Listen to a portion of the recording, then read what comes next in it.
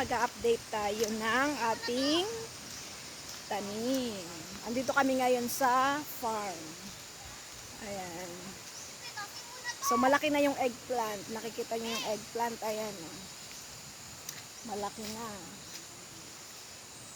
See? Mayroon pa doon. May nalalaki rin. Ayan. Oh, may bunga na siya. Ito pa mi, oh. Malaki na yung bunga niya. Lalaki. Ito yung kauna-unahan niyang bunga. Ayan. May pechay na. Malalaki na yung aming talong. May pechay na. Yes. May hugas lang pa ate. So ngayon, i-check naman natin yung ating sili. Yung sili. Ah, lalaki ng sili. Look at the chili. The green chili. Meron na kaming pang sigang. Oh, see? Sinigang. See? Ayan. Ang dami nila. Ang dami. After, itong tanim namin ay after 2 months. After 2 months. Ayan. After 2 months, ganito nakalaki yung bunga niya. Then, yung tanim namin na kamoteng kahoy, malaki na rin. And then, yung aming malunggay. Look. Oh. Nung tinanim namin dati, una ito pa lang. So, ngayon, meron na siyang mga dahon. So, yung sitaw, puntahan natin yung sitaw. Ayan, dito kami. So, kailangan na naman namin linis. So, puntahan natin yung sitaw. Nilagyan na rin pala namin ng net. Net muna ang nilagay namin kasi nga wala pa kaming pambako. Yan. Net muna ang ginawa namin kasi kailangan pa namin linisin tong area o madamo pa siya. So, net muna yung pinambakod namin para sa aming mga gulay. So, paano tayo ngayon dadaan? So, dito tayo sa marumi. Dito tayo. Ilagyan pala namin ng no trespassing kasi nung hindi pa namin nilalagyan ng net, merong nangunguha ng aming gulay.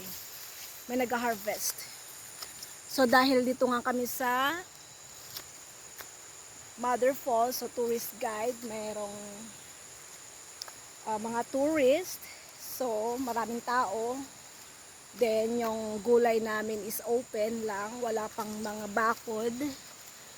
So, kaya, nilagyan namin ng net para hindi kinukuha yung aming gulay kasi nauuna pa silang mag-harvest. So, kasi ang punta lang namin dito is every weekends or pag brown out dito sa farm. So, ito na. Ito yung ating gulay. Ayan. Mahaba na siya. Oh, di ba? Nakakatuwa.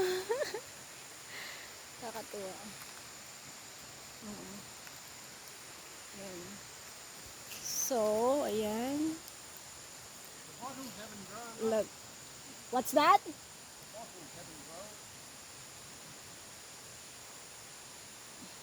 Look at the beans. String beans. Ayan. Marami na tayong sitaw. And, ito yung upo. Nilagyan namin ng bahay-bahayan niya. Ayan. The bottles are growing, not the fruit, not the veggies. So, mayroon din kaming okra. Ito yung okra. Ayan, malaki na siya, malaki na. Hello, Taz! Kasama namin yung aso namin si Taz. Ayan, malaki na rin. So, nakakatawa. Ayan. Ito yung update natin after 2 months dito sa gulayan namin sa bukid. Ayan. Hindi siya makadaan kasi wala kaming entrance exit. Doon ang daan sa likod dito Kailangan pa natin linisin dyan para makadaan. Or saan si Tas dumaan? Dito. Ayan. Dito siya. Okay, bye. Yan lang muna yung aming Oh, that's for today's video. Okay, bye-bye.